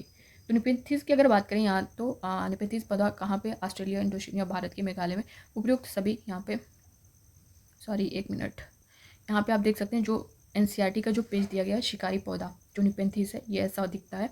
अब इससे रिलेटेड जो इंपॉर्टेंट पॉइंट्स है आप यहाँ पे देख पा रहे होंगे, कुछ ऐसे पौधे भी होते हैं जो चूहों, मेढकों, कीड़े मकोड़े और छोटे जीवों का शिकार करते हैं। इनमें निपेंथीज सबसे ज़्यादा मशहूर है। ये ऑस्ट्रेलिया, इंडोनेशिया और भारत के मेघालय राज्य में पाया जाता है। इसका आकार लंबे घड़े जैसा होता है, जिसके ऊपर पत्ती के ढक्कन लगा होता है। घड़े से खास खुशबू निकलती है, जिसकी वजह से कीड़े खींचे चले आते हैं। पौधे के ऊपर पहुँचते ही कीड़े अंदर फंस जाते हैं और बाहर नहीं निकल पाते। देखो ये पौधा भी शिकार करते हैं, और वो भी कितनी चतुराई से। बहुत इंपॉर्टेंट है, इसको आप बहुत ध्यान से देखिएगा। तो देखिए ये क्वेश्चन जो है आपसे किया गया है, निम्नलिखित में से निपेंथीज पौधा कहाँ पाया जाता है? तो ये ऑस्ट्रेलिया, इंडोनेशिया और भारत के मेघालय में, भारत के सिर्फ मेघालय में पाया जाता है। तो यहाँ पर डी वाला ऑप्शन जो है आपका करेक्ट हो जाएगा, यानी उपयुक्त सभी। तो इससे रिलेटेड पूरा जो डिटेल है, अब इससे बाहर आपका क्वेश्चन नहीं जाएगा। आगे देख पा रहे होंगे कि मिर्ची हमारे यहाँ कहाँ से आई। ऑप्शन ए दक्षिण अमेरिका, बी अफ्रीका, सी यूरोप, डी भारत। तो मिर्ची हमारे यहाँ कहाँ से आई है? तो ये दक्षिण अमेरिका से आई है। ए वाला ऑप्शन यहाँ पे करेक्ट हो जाएगा। आगे क्वेश्चन है भिंडी और कॉफ़ी हमारे यहाँ कहाँ से आई है? तो भिंडी और कॉफ़ी की बात करें दक्षिण अमेरिका या फिर अफ्रीका या फिर यूरोप या फिर भारत। तो भिंडी और कॉफ़ी की बात करें तो ये अफ्रीका से आई है। बी वाला ऑप्शन यहाँ पे करेक्ट हो जाएगा।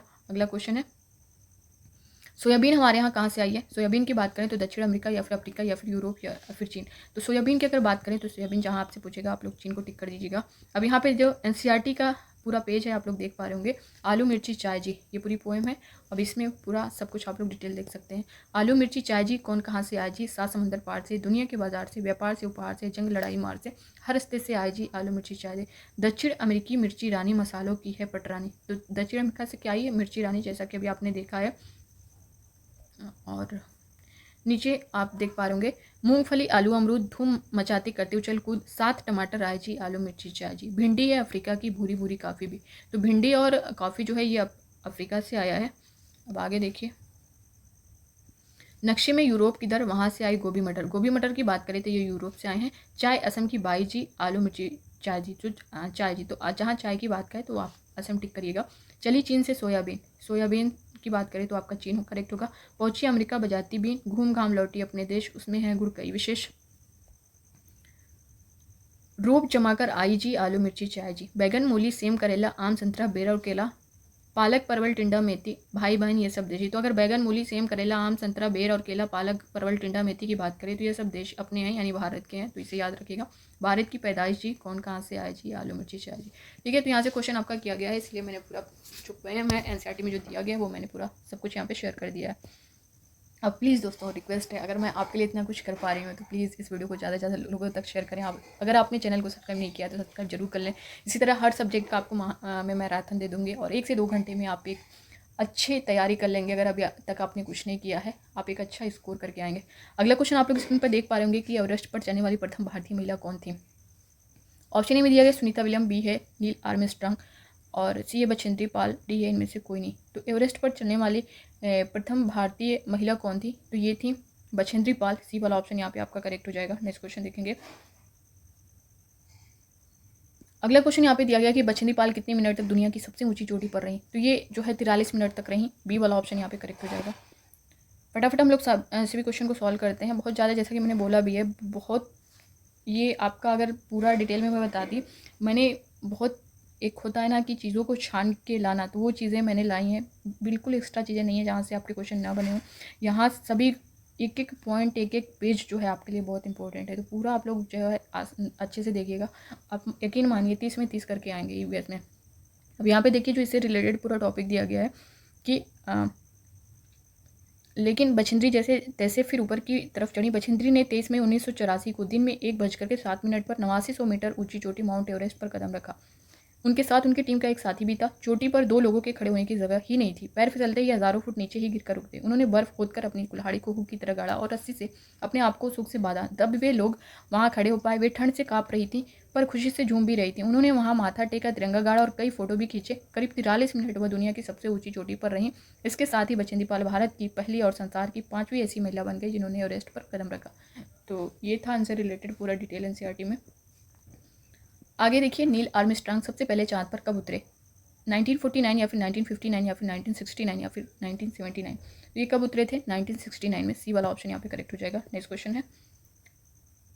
अब इनसे रिलेटेड आप देख सकते हैं सुनीता जब 5 साल की थी उन्होंने टीवी पर नील आर्मस्ट्रांग को चांद पर उतरते देखा। सन 1969 में नील आर्मस्ट्रांग चांद पर उतरने वाले सबसे पहले व्यक्ति थे। छोटी सुनीता उनसे बहुत प्रभावित हुई थी। तो यह आप देख सकते हैं कब? 1969 में। अगला क्वेश्चन यहाँ पे दिया गया है कि पश्मीना शाल में कितने स्वेटरों के बराबर गर्मी होती है? बहुत इंपॉर्टेंट है ये। ऑप्शन ए है 2, 3, 5, 6। तो पश्मीना शाल में कितने स्वेटरों के बराबर गर्मी होती है? तो 6 स्वेटरों के बराबर गर्मी होती है। यहाँ पे डी वाला ऑप्शन आपका करेक्ट हो जाएगा। नेक्स्ट क्वेश्चन है। एक साधारण पश्मीना शाल कितने घंटे में तैयार होती है? तो इसमें 250 घंटे में तैयार होती है। पी वाला ऑप्शन यहाँ पे आपका करेक्ट हो जाएगा। आप लोग भी अपने आंसर करिएगा जिनको पता हो। अब यहाँ पे देख सकते हैं पश्मीना जो मशहूर पश्मीना है, इससे रिलेटेड पूरा डिटेल दिया गया है। माना जाता है कि एक पश्मीना शाल 6 स्वेटरों के बराबर गर्मी होती है। इतनी गर्मी पर मोटी बिल्कुल नहीं, ये पश्मीना बनता है पहाड़ी बकरियों की एक खास नस्ल से जो लगभग 5000 मीटर की ऊंचाई पर रह सकती हैं। यहाँ सर्दियों में तापमान 0 डिग्री सेंटीग्रेड से भी बहुत कम -40 डिग्री सेंटीग्रेड तक चला जाता है। इतनी सर्दी से बचने के लिए बकरियों के शरीर पर बहुत ही बारीक और नरम बाल उग जाते हैं जो गर्मियों में झड़ जाते हैं। ये बाल बहुत से पतले होते हैं, इतने पतले कि बकरी के 6 बाल मिलाकर तुम्हारे सिर के एक बाल की मोटाई के बराबर होंगे। इसलिए पश्मीना शालों को मशीनों द्वारा नहीं बुना जा सकता। इनकी बुनाई हाथों से करने के लिए खास बुनकर होते हैं। अगर एक बुनकर 250 घंटे बुनाई करें तब जाकर एक साधारण पश्मीना शाल तैयार होती है। इतनी मेहनत सोचो, अगर डिज़ाइन वाली शाल बुनी हो तो कितने दिन होंगे। तो आप देख सकते हैं पूरा डिटेल 6 स्वेटरों के बराबर और 250 घंटे। नेक्स्ट क्वेश्चन देखेंगे। अगला क्वेश्चन दिया गया है कि डल झील कहाँ पर है। मेघालय, केरल, श्रीनगर, डी है बिहार। तो डल झील की बात करें तो ये आपका श्रीनगर हो जाएगा। सी वाला ऑप्शन यहाँ पे करेक्ट हो जाएगा। नेक्स्ट क्वेश्चन देखेंगे। ये है आपका डल झील में शिकारे में घूमने का मज़ा, देख सकते हैं। नेक्स्ट क्वेश्चन देखेंगे। अगला क्वेश्चन है हाउस बोट कहाँ पाई जाती है। केरल, श्रीनगर, गुजरात, गोवा। तो हाउस बोट की जहाँ बात आए तो ये आपका श्रीनगर होगा। बी वाला ऑप्शन यहाँ पे करेक्ट हो जाएगा। नेक्स्ट क्वेश्चन देखेंगे। अगला क्वेश्चन है लकड़ी के डोंगे कहाँ पाए जाते हैं। केरल, श्रीनगर, गुजरात, गोवा। तो लकड़ी के डोंगे की अगर बात करें तो ये भी आपका श्रीनगर होगा। बी वाला ऑप्शन करेक्ट हो जाएगा। नेक्स्ट क्वेश्चन है। अब यहाँ पे देख सकते हैं श्रीनगर के घर के एक नज़र आप देख सकते हैं। श्रीनगर में बाहर से आए कई टूरिस्ट हाउस बोट में रहते हैं। हाउस बोट 80 फुट तक लंबे होते हैं और बीच से इनकी चौड़ाई 8-9 फुट तक होती है। बोट की तरह बने लकड़ी के डोंगे पानी पर तैरते रहते हैं। लकड़ी के बने डोंगे आप देख सकते हैं। श्रीनगर की डल लेक और झेलम नदी में इन डोंगों में कई परिवार रहते हैं। मकान की तरह इस डोंगे में भी अलग अलग कमरे होते हैं। आगे ये है भारत की आज़ादी से पहले महात्मा गांधी ने जिस दांडी के समुद्र तट तक अपनी प्रसिद्ध यात्रा की थी वो भारत के नीचे दिए गए किस राज्य में स्थित है। Option A Andhra Pradesh, B ए कर्नाटक, सी ए गुजरात, डी है गोवा। तो ये आपका है गुजरात में। सी वाला ऑप्शन यहाँ पे करेक्ट हो जाएगा। अब यहाँ पे देख सकते हैं दांडी यात्रा से रिलेटेड जो आपकी एनसीईआरटी में दिया गया है। ये घटना 1930 की है। भारत की आज़ादी से पहले बहुत सालों से अंग्रेजों ने आम लोगों की नमक बनाने पर रोक लगाई हुई थी। ऊपर से नमक पर भारी टैक्स भी लगा दिया। इस कानून से तो लोग अपने घर के इस्तेमाल के लिए भी नमक नहीं बना सकते थे। भला बताओ नमक जैसी चीज़ के बिना गुजारा कैसे हो। लोगों को मजबूरी में दुकानों से महंगा नमक खरीदना पड़ता था। इस बात से लोग बहुत नाराज थे। गांधी जी का कहना था जो चीज़ हमें कुदरत ने दी है उसे बनने पर बंदिश कैसी। उन्होंने लोगों के साथ मिलकर अहमदाबाद से दांडी के समुद्र तट तक एक लंबी यात्रा की। ये पूरा उनसे रिलेटेड पूरा डिटेल है, आप यहाँ पे देख सकते हैं। यहाँ पे दिया गया है कि दांडी के समुद्र तट तक एक लंबी यात्रा की और अहमदाबाद से इस गलत कानून को तोड़ा। जानते हो नमक कैसे बनाया जाता है। समुद्र के पानी को ज़मीन पर क्यारियों में भर दिया जाता है। तेज़ धूप में पानी सूख जाता है और नमक के ढेर वहीं रह जाते हैं। अगला क्वेश्चन यहाँ पे निम्न में से वह कौन सा ज्वर है जो वो कपकपी के साथ आता है और उसका उपचार सिनकोना पेड़ की छाल से किया जाता है। ऑप्शन ए मियादी बुखार, बी ए मलेरिया, सी चिकनगुनिया, डी डेंगू। तो ये आपका मलेरिया, ये भी क्वेश्चन आपसे किया गया है। अब यहाँ पे उससे रिलेटेड जो पॉइंट्स है देख सकते हैं। मलेरिया की दवाई बहुत पुराने समय से सिनकोना पेड़ की छाल से बनाई जाती है। तो सिनकोना पेड़ की छाल आप याद रखिएगा मलेरिया की दवाई के लिए। पहले तो लोग छाल को उबालकर और छान कर ही इस्तेमाल करते थे, लेकिन अब छाल से दवाई बनाते हैं। कितना सिनकोना के पेड़ की छाल से। अब यहाँ पे देखिए क्वेश्चन दिया गया कि निम्नलिखित में से चिराव नाच किस राज्य के लोग करते हैं। चिराव नाच की जहाँ बात करें तो ये आपका हो जाएगा मिजोरम। बी वाला ऑप्शन यहाँ पे करेक्ट हो जाएगा। अगला क्वेश्चन है यहाँ पे कि निम्नलिखित में से तमिलनाडु के निकटवर्ती राज्य कौन से हैं। तमिलनाडु के निकटवर्ती राज्य की बात करें, देखिए मैप से रिलेटेड आपका एक क्वेश्चन किया जाता है। अभी मैप से रिलेटेड मैं पूरा क्वेश्चन आपको करवाऊंगी किस तरह के क्वेश्चन आते हैं। एक क्वेश्चन आपको देखने को ज़रूर मिलता है, अगर आप उसे समझ लेंगे तो आसानी से कर लेंगे। यहाँ पे तमिलनाडु के निकटवर्ती राज्य पूछा है। तो तमिलनाडु के निकटवर्ती राज्य की अगर यहाँ पे बात करें, ऑप्शन ए में दिया गया आंध्र प्रदेश, उड़ीसा, कर्नाटक, केरल, आंध्र प्रदेश, महाराष्ट्र, कर्नाटक, छत्तीसगढ़, केरल और आंध्र प्रदेश, केरल और कर्नाटक। तो इसमें आपका हो जाएगा आंध्र प्रदेश, केरल, कर्नाटक। डी वाला ऑप्शन देख सकते हैं। तमिलनाडु के निकटवर्ती राज्य की बात किया है तो डी वाला ऑप्शन यहाँ पे करेक्ट हो जाएगा। आंध्र प्रदेश, केरल और कर्नाटक जो है इसके निकटवर्ती राज्य होंगे। अगला क्वेश्चन देखते हैं। अगला क्वेश्चन यहाँ पे दिया गया नीचे दिए गए विकल्प में से कौन सा एक समूह जड़ों का है। चुकंदर, आलू, अदरक, गाजर, हल्दी, अदरक, शकरकंदी, मूली, हल्दी, गाजर, चुकंदर, मूली। तो यहाँ पे चुकंदर, आलू, अदरक जो है ये आपका तने में आता है। ये नहीं होगा, ये भी नहीं होगा। हल्दी भी आपका तने में आता है। तो यहाँ पे जड़ों की बात किया गया तो गाजर, चुकंदर, मूली, ये आपका डी वाला ऑप्शन यहाँ पे करेक्ट हो जाएगा। अब यहाँ पे अगला क्वेश्चन जो किया गया है, बंदर, शेर तथा चूहे के घर क्रमशः हैं। तो जैसा कि ये सीरियल वाइज पूछा है, आपको सीरियल वाइज आंसर भी करना है। तो बंदर कहाँ पे रहता है, ये बंदर जो है इसका पेड़ हो जाएगा, शेर का जो है गुफा हो जाएगा, चूहे का बिल हो जाएगा। तो सबसे पहले अगर आप देखेंगे तो ये घोंसला दिया गया, बंदर घोंसला में रहता है नहीं ना, तो ये कट हो जाएगा। गुफा में रहता है नहीं, ये भी कट हो जाएगा। पेड़ में रहता है, देख लेते हैं इसको, बिल में रहता है नहीं, तो आपका ये करेक्ट हो जाएगा। बंदर पेड़ पर, शेर गुफा में और आपका चूहा जो है बिल में। सी वाला ऑप्शन यहाँ पे करेक्ट हो जाएगा। ठीक है, अगला क्वेश्चन देखेंगे। अगला क्वेश्चन क्या गया है, जब कोई व्यक्ति ट्रेन द्वारा अहमदाबाद से केरल की यात्रा करता है, जब वह अनेक सुरंगों को पार करता है, ये सुरंगें पर्वतों में हैं? ऑप्शन ए में दिया गया विंध्याचल, अरावली, पश्चिमी घाट, पूर्वी घाट। तो ये है पश्चिमी घाट में, सी वाला ऑप्शन यहाँ पे करेक्ट हो जाएगा। अब ये था दोस्तों जहाँ तक मैंने पूरी कोशिश की है, पूरा एनसीईआरटी यहाँ पे कवर किया है, उनसे रिलेटेड जितने क्वेश्चन आपके बने हैं, जितने प्रीवियस ईयर क्वेश्चन पूछे गए हैं, सब कुछ मैंने यहाँ पे ऐड किया है। जिस टॉपिक से आपसे क्वेश्चन बने उन टॉपिक को पूरा डिटेल बताया गया, ताकि आप ज़्यादा से ज़्यादा जो है, अगर उस क्वेश्चन को थोड़ा बहुत अगर चेंज भी करता है तो वो जो अगर आप पूरा जो पॉइंट्स है उससे रिलेटेड पढ़े रहेंगे तो आप उसे आसानी से कर लेंगे। अब यहाँ पे मैप से रिलेटेड आपका एक क्वेश्चन किया जाता है। अब यहाँ पे मैप के जो क्वेश्चन है आप लोग उसे भी देख लीजिए। अब यहाँ पे आप देखेंगे दोस्तों सीटेट ईवीएस में आपके मैप से भी एक क्वेश्चन किया जाता है। तो मैप यहाँ पे इस चीज़ को आप जितने क्वेश्चन है आप इसको समझ लेंगे तो आपका ये क्वेश्चन गलत नहीं होगा। सबसे पहले आपको क्वेश्चन देखने से पहले मैं आपको ये बताऊँगी, ये जो है आपको ये समझना ज़रूरी है। ये आप देख पा रहे होंगे स्क्रीन पर ये चीज़, यहाँ पर आपका पॉइंट्स जो रहेगा ये आपका नॉर्थ आएगा, ऊपर आपका जो है नॉर्थ रहेगा, नीचे आपका साउथ रहेगा, ये आपका ईस्ट है राइट साइड में, और ये आपका वेस्ट है। अब यहाँ पे ये चीज़ लाइन आप देख पा रहे होंगे जो डायरेक्शन है ये उत्तर पूर्व में आएगा, यानी यहाँ पर आपका उत्तर है, नॉर्थ है, इधर ईस्ट है, तो उत्तर पूर्व में आ जाएगा। अब यहाँ पे अब अगर आप देखेंगे ये आपका नॉर्थ है और इस साइड आपका क्या है पश्चिम है, यानी उत्तर है ये पश्चिम है, तो ये आपका उत्तर पश्चिम यहाँ पे बोला जाएगा। और यहाँ पे पश्चिम है आपका, यहाँ पे दक्षिण है, तो ये दक्षिण पश्चिम में आएगा, और दक्षिण पूर्व में आपका ये आएगा, यहाँ पे पूर्व है यहाँ पे दक्षिण है। तो ये चीज़ आपको ध्यान देनी है। इसी पे अगर आप ये इतना समझ लेंगे तो आप क्वेश्चन को आसानी से कर लेंगे। अब यहाँ पे क्या होता है कि मैप में अगर आप देख पा रहे होंगे तो जैसा कि अब ये मैंने क्वेश्चन करवाया था तो उसमें पूछा था कि तमिलनाडु के निकटवर्ती राज्य कौन से हैं। आपका तमिलनाडु कहाँ पे है, ये आप देख पा रहे होंगे तमिलनाडु के निकटवर्ती राज्य आप देख सकते हैं केरल है, कर्नाटक है, आंध्र प्रदेश है। तो ये 3 आंसर आपको कर देना है, ये जो आप पता रहेगा तभी आप इसे कर पाएंगे। ठीक है, तो फिलहाल हम लोग क्वेश्चन को सॉल्व करते हैं। पहला क्वेश्चन आप लोग स्क्रीन पर देख पा रहे होंगे, केरल के निकटवर्ती राज्य। केरल का निकटवर्ती राज्य यहाँ पे किया गया है, तो केरल का निकटवर्ती राज्य आप यहाँ पे केरल देख सकते हैं। इसका निकटवर्ती राज्य अगर आप देखेंगे तो तमिलनाडु और कर्नाटक इससे लगे हुए हैं। तो कर्नाटक और तमिलनाडु इसमें आप देख सकते हैं ऑप्शन में क्या दिया गया है, कर्नाटक और महाराष्ट्र दिया गया, आंध्र प्रदेश और कर्नाटक दिया गया है, तमिलनाडु और आंध्र प्रदेश दिया गया है, तमिलनाडु और कर्नाटक दिया गया है। तो जैसा कि मैंने अभी बताया कि उससे लगे हुए जो राज्य हैं वो तमिलनाडु और कर्नाटक हैं। तो यहाँ पे डी वाला जो ऑप्शन है ना आपका ये करेक्ट हो जाएगा, डी वाला तमिलनाडु और कर्नाटक। ठीक है, नेक्स्ट क्वेश्चन देखेंगे। अगला क्वेश्चन दिया गया है कि भारत की आज़ादी से पहले महात्मा गांधी ने जिस दांडी के समुद्री तट पर अपनी प्रसिद्ध यात्रा की थी वो भारत के नीचे दिए गए किस राज्य में स्थित है। ऑप्शन ए है गुजरात, बी है महाराष्ट्र, सी है आंध्र प्रदेश, डी है कर्नाटक। तो किस राज्य में है, ये गुजरात में। अभी मैंने इसका पूरा डिटेल भी बताया था आप सभी को। नेक्स्ट क्वेश्चन यहाँ पे भारत में बिहार के संबंध में जम्मू और कश्मीर और गोवा का स्थान क्या है। भारत में बिहार के संबंध में पूछा है, तो बिहार के संबंध में जम्मू कश्मीर और गोवा का स्थान पूछा है। तो अब यहाँ पे अगर आप मैप में देखेंगे बिहार के सम्मुख जम्मू कश्मीर और गोवा का स्थान यहाँ पे आपको बताना है। तो ये देखिए मैप देख पा रहे होंगे, यहाँ पे फुल देखेंगे तभी कंफर्म होगा। यहाँ पे देखिए ये आपका बिहार है और यहाँ से जम्मू कश्मीर और गोवा का।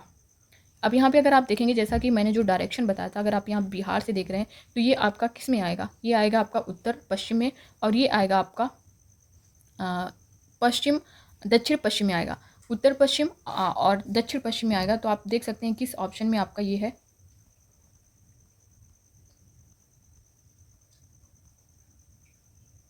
ये आप देख पा रहे होंगे जो क्वेश्चन है भारत में बिहार के संबंध में जम्मू और कश्मीर और गोवा का जो स्थान पूछा गया है, तो ये आपका हो जाएगा दक्षिण पश्चिम और उत्तर पूर्व। डी वाला ऑप्शन यहाँ पे करेक्ट हो जाएगा। तो आप मैप को समझे रहेंगे तो आसानी से कर ले जाएंगे। अब यहाँ पे पूछा है तमिलनाडु के पड़ोसी राज्य कौन से हैं। तमिलनाडु के पड़ोसी राज्य जो है वो आपका है आंध्र प्रदेश, केरल और कर्नाटक। आंध्र प्रदेश, केरल और कर्नाटक किस ऑप्शन में आप देख सकते हैं, ये सी वाला ऑप्शन, यहाँ पे ये करेक्ट हो जाएगा। भारत में कुल तटीय राज्यों की संख्या कितनी है, 9, 8, 5, 10। तो भारत में कुल तटीय राज्यों की संख्या की अगर बात करें तो ये 9 है, तो यहाँ पे ए वाला ऑप्शन करेक्ट हो जाएगा। अगला है निम्नलिखित राज्यों के समूह में किस एक समूह के समुद्र तट अरब सागर पर है। अरब सागर पर किसके हैं, तमिलनाडु, आंध्र प्रदेश, कर्नाटक के, या फिर कर्नाटक, केरल, गुजरात के, या फिर आंध्र प्रदेश, तेलंगाना, उड़ीसा के, केरल, कर्नाटक, पश्चिम बंगाल के। तो यहाँ पे अरब सागर की बात किया गया है। ठीक है, तो ध्यान देना है, अरब सागर की अगर बात किया गया है तो यहाँ पे ये आपका हो जाएगा कर्नाटक, केरल और गुजरात। बी वाला ऑप्शन आप जो देख पा रहे हैं ये यहाँ पे करेक्ट हो जाएगा। अरब सागर की बात किया गया है, ये ध्यान देना है। नेक्स्ट क्वेश्चन देखते हैं। अगला क्वेश्चन दिया गया है कि किसी डॉक्टर का घर एक्स पर स्थित है। मान लीजिए किसी डॉक्टर का घर जो है वो एक्स पर स्थित है, यहाँ पे हम इसको मान लेते हैं। ठीक, ये डॉक्टर का घर है, होम है उसका, तथा उसका अस्पताल वाई पर स्थित है। डॉक्टर के घर से अस्पताल जाने के लिए कोई सीधी सड़क नहीं है, अतः डॉक्टर पहले ए पर जाता है जो एक्स के ठीक पूर्व में है। अब यहाँ पे हम जैसा कि जो डायरेक्शन मैंने बताया था, एक्स से यहाँ पे क्वेश्चन किया गया है कि अस्पताल जाने के लिए कोई सीधी सड़क नहीं है, यानी अस्पताल जो वाई पर है, ये वाई कहाँ है अभी हमें नहीं पता है। ठीक है, पर डॉक्टर के घर से अस्पताल जाने के लिए कोई सीधी सड़क नहीं है, अतः डॉक्टर पहले ए पर जाता है जो एक्स के ठीक पूर्व में है। एक्स के ठीक पूर्व में अगर हम देखेंगे तो ये आपका ए हो जाएगा। ठीक पूर्व में 600 मीटर पे है, दूरी पर है। फिर बी पर जाता है जो ए के ठीक दक्षिण में 450 मीटर पे है। बी पर जाता है 450 मीटर पे, इसको यहाँ देख लेते हैं। फिर जो है वह सी पर जाता है जो बी के ठीक पश्चिम में 120 मीटर की दूरी पे। बी के ठीक पश्चिम में बी पर जाता है जो ए के ठीक दक्षिण की बात की गई है। फिर जो है वो सी पर जाता है जो बी के ठीक पश्चिम में 120 मीटर की दूरी पे है। तो ये पश्चिम की बात कर रहा है। और अंत में वो वाई पर अपने अस्पताल पहुंचता है जो सी के ठीक उत्तर में 90 मीटर की दूरी पर है। अस्पताल के सापेक्ष डॉक्टर की सही दिशा पूछी गई है। तो अब यहाँ पे आप देखिए जो मैंने बताया है, ये आप देख सकते हैं, ये इनका हाउस है एक्स पर, ठीक है। अब ये 600 मीटर पे यहाँ पे जाते हैं ए पर, ठीक, पूरब की साइड। फिर ये दक्षिण में जाते हैं 450 मीटर पर बी पर। फिर ये 120 मीटर पश्चिम जाते हैं। फिर उसके बाद जो है ये फिर जैसा कि क्वेश्चन में दिया गया है, एक सेकेंड,